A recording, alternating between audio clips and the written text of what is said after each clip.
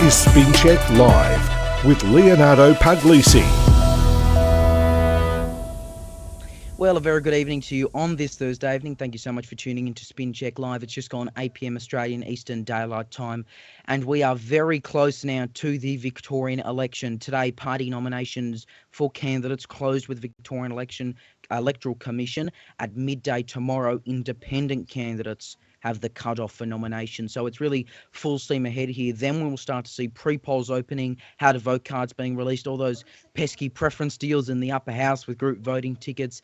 And we will actually start to know what we're going to see in the pre-polls, and we'll have obviously people interviewed in line and probably some more election signage too. But we're going to be covering all that on our website, sixnewsau.com. We do have a panel for you tonight, as we've had for the past 2 weeks, and we're hoping this one goes as smoothly as the last ones.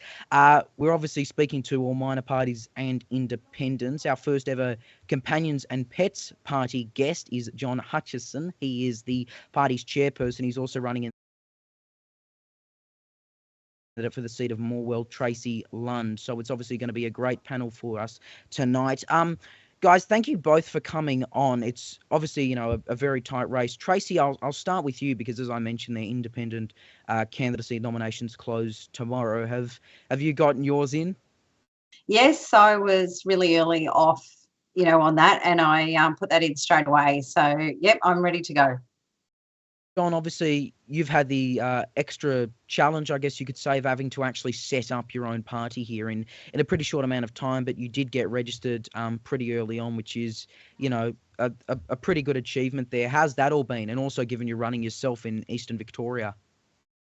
Certainly been a challenge, Leo, to get the party up and running. It's not easy. There's been many other parties who would have shared the same challenges as us, but we're very pleased to be registered.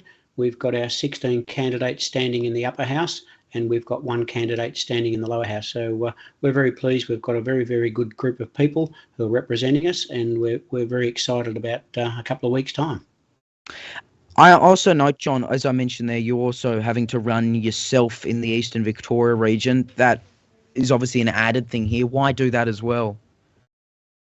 Well, I think when you've got a minor party, Leo, you need to be aware that someone needs to be the face of the party, and because I've been the registered officer and the chairman of the party, I've been fortunate enough to have been interviewed by many different sources and also spent a lot of time promoting the party. So I felt it was the right thing to do to say that I'm proud of this party and I'm prepared to represent the party in the Eastern Victorian electorate. So that's why I did it. It's just really, I think, what needed to be done. And we also remind our viewers, if you want to let your thoughts be known in the comment section, you can do that right now in the live chat. We'll be reading out your comments, your feedback, your thoughts on minor parties and, of course, the Companions and Pets Party. Tracie, we know that independents have had a lot of success recently, federally too, but of course here in Victoria we have 3 independent MPs. You're essentially trying to succeed one here, being Russell North, who was originally a Nat, but of course he, switched over for the 2018 election and now he is retiring. You have run twice before, though, back in 2014 and 18. What makes you think you've got a shot now? Look, I think it's always important to have diversity on our ballot and to have people on our ballot ticket that are invested in our community. I've been working in the trenches now for 10 years, and for me, it's really about being a voice to people that I work with every day, those unheard and hardly reached people that rarely ever get their views and get their needs brought to the decision-making table. So here I am. Doing that today, and I know, if you think back to 2014 when I ran, we were, I was really working hard at that time to ensure that the safe seat of Morwell became a marginal seat, because we know marginal does matter, and we have seen that play out in this seat with significant investment in the area since then. And it's really important to me that we can have that diversity of options and that I continue to stand up in spaces that matter like this. I note that, in 2014, I saw the figures early. I'm just trying to make sure I get them right. You were, I think, third on a first preference basis, which is really not bad for an independent in what was a safe seat. But then, I don't want to say you went backwards, but given Russell North became an independent, and we also had a lot more candidates, and we even had a former Senator Ricky Muir running, you were not third on to, in terms of first preferences. Do you think though that you've got some kind of name recognition from those previous two runs? Yeah, absolutely. And certainly the work I do within my community, and I'm actually a sitting councillor as well. So over that 10-year period that I've been here, or 8 years doing this, I've continued to stay in our community, work really hard in our community, advocate for the needs of our community as they present them to me. And I've been invested for a long time. So I know that, I'm working from a public profile that I already have. And I'm, working on that, the credibility of the work that I've already done. About you, a similar question. As I mentioned, Companions and Pets, reasonably new party. You've never run in any election anywhere, so there are also a lot of other minor parties running. 22 others, or 22 other parties in total, running in this election. Is there anything that really makes you guys stand out compared to that other huge crop of candidates we're not just seeing in Eastern Victoria, but right across the state? I think there is a very significant point of difference for our party, Leo. 62% of the community own pets, and that is what we represent. We represent people's choice to own an animal, and obviously to care for that animal. The welfare of the animal is paramount in our and forefront of our mind in our policies, but we're there to represent the right to continue to own a pet. Their choice, it's a great choice to make as a lifestyle to own a pet and to share your life with it. And there are groups out there that want to take away and abolish the property status of animals, which means you will not be able to own a pet. And that's what we're working to save, is the fact that people do have a choice to own a pet. Great choice to make, a great lifestyle to make. I mean, our independent who's joined us on the panel tonight, Tracie Lund. Tracie's got dogs and cats. I mean, and everyone who shares their life with a pet, it's just such a joy to behold the satisfaction that you get from having them in your life, the responsibility that it gives you to look after them. And if we lost that in our society, it would be a tragedy. So that's why we formed this party, and that's why we're running it at this election. And we think that's our biggest point of difference. Yeah, and yeah, if you go on Tracie's shot there, you can see a cat in the background there, and we had one come in earlier before. Some of our older viewers may notice that I've had my cat walk into the live shot a few times. John, though, I mean, when you think of the main issues that are coming into effect at this election, two words seem to come to mind for many people, which is COVID and corruption. Is pet ownership really one that you think Victorians, I mean, I'm sure Victorians care about it, but care about right now, given the other pretty major issues that are happening right now? Well, I think there's lots of issues that affect people in the community, Leo, but when you talk about COVID, and that's probably been the single biggest issue that's affected our community in the last 2 years. And I can absolutely say without any fear of contradiction, many people got through that pandemic because they had a pet sitting in their house. They had a pet that they owned, they had a pet that they shared their life with. And that's what we're looking to protect, the people's choice to own a pet, because there are people out there who want to take that choice away. So I think it's more relevant than ever that when people, elderly people, many of those people struggled during the pandemic, the lack of being able to see their friends and their family, all those sorts of things. We saw it in nursing homes. We saw it in an enormous range of areas where people were deprived of that companionship that they had, but they still had their pets. And that's what we're here to protect, is people's choice to have a pet in their life. And we think that's really relevant in the current environment. Yeah, Tracie, now, when a lot of people think about independence right now, there's another word that comes before independent, and that's teal. Are you yourself a teal independent candidate? No, I'm not. I have got teal in my colouring, and I'll tell you why. So it's my, my branding is linked to the blue and orange, which is the neighbourhood house colours that I'm so closely associated with here. And we did add teal. I did decide to add teal because Morwell to me is ground zero of where climate and coal collide. We're in a position that we need to transform this economy. It's always been powered by fossil fuels.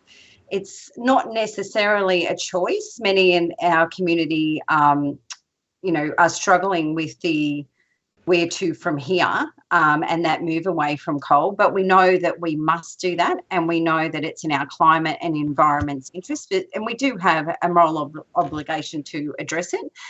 And I think the next 5 to 10 years is going to be the most transformative that we'll have seen and experienced here in decades. So rather than shy away from the fact that, we are reliant on coal, and we need to transform our economy, and our energy system will evolve, and we need to be at the forefront of that. I thought I would include that as part of my narrative, because it's a really important piece of conversation and work that needs to be done in this community. But if you're not a teal independent, I mean, that's fair. You're not listed under one of those Climate 200 back candidates. There's 4 in the Vic election. But if you want to say, I'm not a teal, then again, I understand why you're using those colours. But don't you think that could cause some confusion? Given again, you've said you're not, but you're also using teal. Yeah, I do have, yes, it has. What it's done is it's made people ask questions, and I'm really happy to answer those questions, because we should be talking about the transformation of our economy, and we should be addressing, what do we need here as we move away from coal? What's the economic diversification of this community? So it allows me that opportunity to talk with people about that. It certainly raises some interest with people that, mightn't have been politically engaged, but they are aware of the teal movement. And it's in line, I guess, with that move that we are all very deeply concerned about our climate. But in this particular seat, we are also deeply, deeply concerned about what that economic transformation does look like, and how we do that, and we do that well, and we ensure that our community prospers and continues to, be a part of that energy mix here. Yeah. Now, John, something that's come up when people have seen your party name, because we've covered you a few times on 6 News, is that people immediately think you're just like animal justice. Now, there's other comments that say you are pretty much the anti-animal justice. You are the total opposite of what they stand for. Would you agree with either of those labels, or how would you define your party in terms of similarities or lack of to animal justice? The best way to explain that, Leo, is we couldn't be further apart on policies. The Animal Justice Party want to abolish the property status of animals, which means they don't want you to own an animal. That's their policy. They also want to abolish animal farming. And as Tracie would understand, coming from a rural community, you lose the fabric of the community, and it just destroys it. We understand that as a party standing in the upper house, that we're not going to be government. We're not there to be government. But we do have policies surrounding all things about farming and about certainly the environment, etc. We certainly care about the environment because it's important, and it feeds into what our main policy is looking after companion animals and pets. So we couldn't be further apart in policy with the Animal Justice Party, because they do want to take animals out of our life, and they're not the only group. The Greens are exactly the same. You look at their policies, and their policies are to abolish animal farming. They want people to become vegans. And we don't have a problem with people having a nutritional choice in their life, but we saw the people who do choose to include meat protein in their diet, they should also have a choice. But it seems to us, and this is why we formed the party, there's this one-way traffic. They see it as only one way. We want to bring a balance to the argument, and we want people to understand that their choices in life are at threat. And if they don't support a party like the Companions and Pets Party to protect their choice to own an animal, it may be that in 10 years' time there are no animals left in the world, and that's what these people are working towards. And we just think it's just unconscionable. Pretty grim prediction there. Tracie, a question I think is directed to you, given I know Companions of Pets is running one lower house candidate, but chances are very unlikely there. A question from Benedict in the live chat. He wants to know, who are you going to side with in the event of a hung parliament? Oh, look, I think it's way too early for me to decide that. I would really need to make an informed decision and hear from both parties, and I would consider that alongside the I guess the views of my community and where they would like to see it go. So I wouldn't like to put myself in any position there without having all the facts and everything I needed to actually make an informed decision about that, because that is a really powerful decision that will impact us for the next 4 years. So I'd like to hear from everybody. But as it stands, you are open to both parties at this stage. Absolutely. I'm open to talk to anybody, and I want the best outcomes for not only my seat, but the broader state of Victoria. So I would absolutely speak in depth with everybody about that. I'll ask this question to you, and then John, I might come to you with the same thing. We know, and again, this goes back to the federal election, the support of major parties has really been declining. I mean, about a third of Australians voted for a non-major party, which is a pretty high figure given how it was only a few years ago, in a pretty Labor, Liberal, Nationals, and to some extent Green-dominated parliament federally. Do you think this decline, Tracie, in terms of major party support, is going to continue, or is it just kind of a passing fad, a bit of a phase right now in terms of the issues that we're seeing that are affecting us? No, I think we're actually in the middle of a quite transformative period in our political system. So I believe that we're on the tip of this change. It'll be really interesting to see where it actually lands. And I think it is transforming our two-party system. People are really looking at what outcomes have we got out of this? Has it actually served us well? And how can we do this better? And I think on the back of that, people like myself and John and many, many others are also considering what they can bring to the decision-making table in terms of their knowledge and skills. And, as people, as assets, we're all looking at how we do better. So I think we are in that transformative change right now in our political system, and I'm excited to, even just play a small part in it. John, what about you? As I mentioned before, so many minor parties running this election, including, of course, your own. Do you think there is that appetite for that big, broad spectrum of parties instead of just having those two major options, Labor and Liberal, especially given also our voting system in the Victorian Upper House allows for a lot of minor parties to get in? Well, I think you're right, Leo, that there's certainly a shift, and Tracie, I think, has hit the nail on the head, that people have become a little bit disillusioned with some of the majors. I think the major parties have perhaps lost a little bit of focus, and we've always taken a view as a minor party that the people of Victoria they're the ones that elect their government. Now, whether it happens to be a Liberal government or a Labor government or perhaps, I won't say a hung parliament, but a shared government, they're entitled to have those people govern for them. We are there as an upper house party to bring some balance, and certainly some balance around issues that are of concern to our members. But we're not there to be disruptive to government. But Tracie was right that on important issues, you will have to go back to your own members and canvass them, because if we're fortunate enough to have a candidate in, our members will be the ones that have put us there, and we will need to know what their thoughts are. And we saw it in the last 4 years, where there were certain members of the upper house that just supported the government of the day, irrespective of what the issue was. And I don't think that's healthy. I don't think that's healthy for a democracy. But we certainly respect democracy. We respect the decision of the people. And so in a broad sense, we will certainly support whoever is the government of the day. But on important issues, we will go back to our members to canvass their thoughts and vote accordingly. Yeah, look, I just want to wrap it up now, but I want to get your thoughts, both of you, generally on this election result. John, I'll start with you. How do you think things are going to track? Because polls seem to be indicating a Labor majority in the lower house, but again, the upper house is really anyone's game at this stage. I do recall, Leo, someone saying a day is a long time in politics. And I think if you went back 2 weeks, I would have thought that everyone would have expected that the Labor Party was just going to sweep back into power.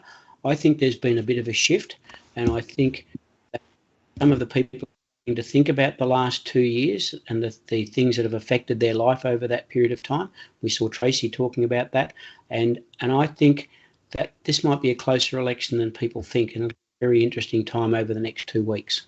Yeah, that news poll, I think, even split 37% first preference Labor and the coalition. Labor's still got a pretty decent two-party preferred lead, but at least the betting odds have gone down from something like $1 Labor, $11 coalition, or $1 Labor, $6 coalition. I'm hoping that Tracie will hold the balance of power, because she's got 2 dogs and 2 cats, and she's the very sort of person that we appeal to. Well, Tracie, I may as well come to you there. What do you think? And then we're actually seeing your cat in the background there, although blurred. How do you think you're going to go, and what do you think the results may be generally? Yeah, look, I'm feeling confident that I've run and will continue to run a really polished campaign, and I'm very invested in our community. The good people of Morwell will make that decision on the day, on the 26th of November, about where they want to or who they want to see as their rep. And I will. I have nothing but respect for this process. So, and regardless, I guess for me, I'll still stay in the community doing my great work and the work that I've been invested in doing over the last 10 years. So I don't simply go away. I continue on. In terms of the outcome of this election, I do think it's going to be a little bit tighter than they're predicting. I think certainly, there is a mood for change, and there is a lot of what I call, the COVID angry is still around, and there's a lot of people that are, really looking at how long we've had a Labor government over the last 20 years. I think it's been something like 16 or 17 years. Yeah, I think every year bar 4 since 2000. Yeah. So that's a significant amount of time. So, it's really hard, I think, or a difficult sell for Labor to, blame the coalition for things that might not have happened or been done, or investment that we haven't had. So, and I think people are quite cynical about that. So, it's a wait and see. I don't have a crystal ball and I can't read tea leaves, but I'm certainly, invested to the end. So. Yeah, I got to ask, I'd be a bad journalist if I didn't get all the facts here. What's the cat's name? Banjo. This is Banjo Boomer Whitlam in the background. And his brother, who's not in here, is Holden Edward Goth, if you see a theme. Oh, I do see a theme there. That's like, yeah, just saw him lay down there. But that is fantastic. And look, it's been great speaking to you both. Definitely going to be a really close election, and we'll be covering both your races very closely. But Tracie Lund, Independent, John Hutchison, Companions and Pets, thank you very much for joining us tonight on SpinCheck Live. Thank you for having me. Pleasure to be here. All right, well, coming up after the break, the latest political headlines out of Canberra and our random political party of the week as chosen by our Patreon supporters. There's my cat now. There's Ebony. You're watching SpinCheck Live right here on 6 News. We'll be back after the break.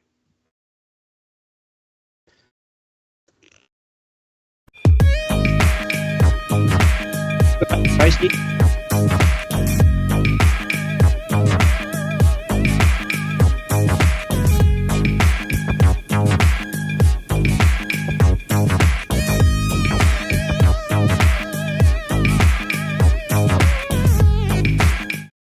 No paywalls, no sign-ins. 6newsau.com is your one-stop place for all the latest breaking news, in-depth stories and exclusive reports. Plus, find out more about us here at 6 News, who our team is and where we came from. That's all available right now. Head to our website, 6newsau.com.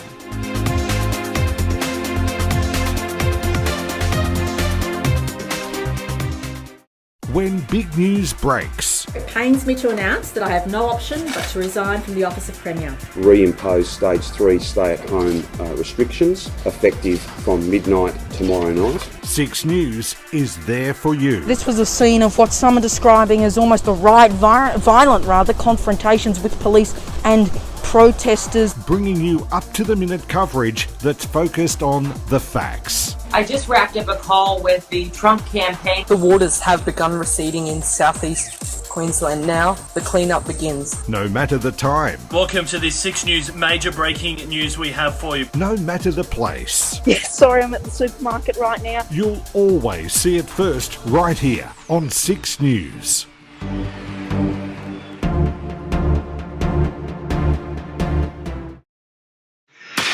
Every week, Leo Puglisi and Ivan Lung discuss the big stories that matter in a joint podcast that brings together the forces of two independent and unbiased news outlets. Lots of stuff to talk about, Leo, on the other side of the country as usual. Thank you very much, man. Always great to chat. Listen to East plus West. Available now exclusively for Patreon subscribers. Sign up for just $4 a month. Head to patreon.com/sixnewsau.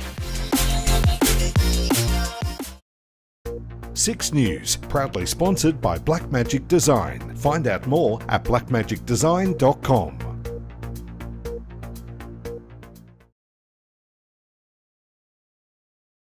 Welcome back. You're still with us here on SpinCheck Live, right here on 6 News. You just saw Tracie Lund, the Independent for Morwell there, and also John Hutchison, Companions and Pets Party chairperson, and also one of their Eastern Victoria region candidates. So great to have them both on for the panel. And if you've missed any of that, you can go back. You can watch this full program on demand. But there's a lot going on in terms of political headlines right now. And we will start in Canberra, where a former Deputy Secretary at the Department of Social Services has testified at the Robodebt Royal Commission.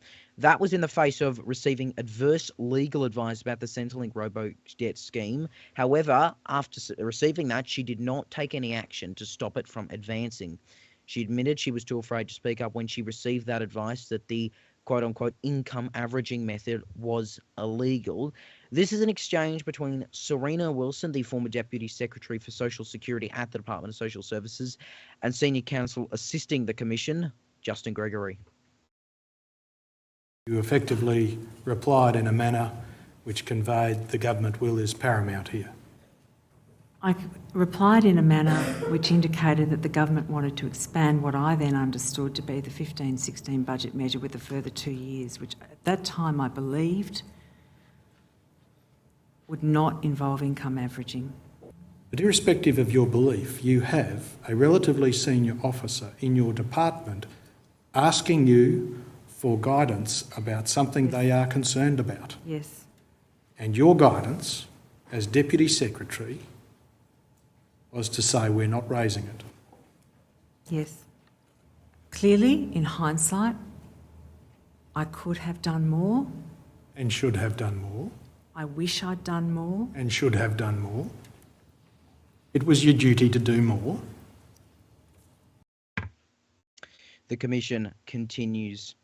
And in the latest developments of the Medibank data hack, cybercriminals have released highly sensitive health information, which the private health insurer has labelled as malicious. Cybercriminals behind the attack on the company have demanded $15 million in ransom. 6 News understands the Medibank data was relating to female health procedures and it was illegally released in the latest round. Now, it's critical to note Medibank emphasises people may have had procedures for a variety of reasons. The latest data dump was actually discussed in Parliament earlier today.